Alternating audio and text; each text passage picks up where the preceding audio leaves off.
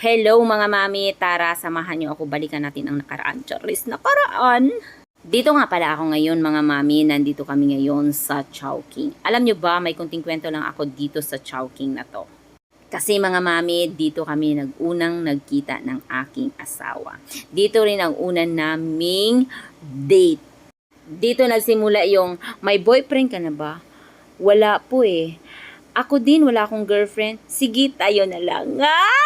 Hanggang ngayon, mga inahan, kapag naalaala ko yung mga word na yun, kinikilig pa rin talaga ako. Ang araw na to, mga inahan, ay hindi talaga namin inaasahan na makapasok kami ulit dito sa Chowking. Kasi naman, ang balak po lang talaga namin ay mamalingki kami. Pero nakapasok kami dito sa Chowking. At sinabi ko sa kanya, halalab, naalala mo to? Tararara. Bigyan nyo na ako mga inahan dahil naalala ko lang talaga ang aming unang kita ng aking asawa. Ganun. Pero sa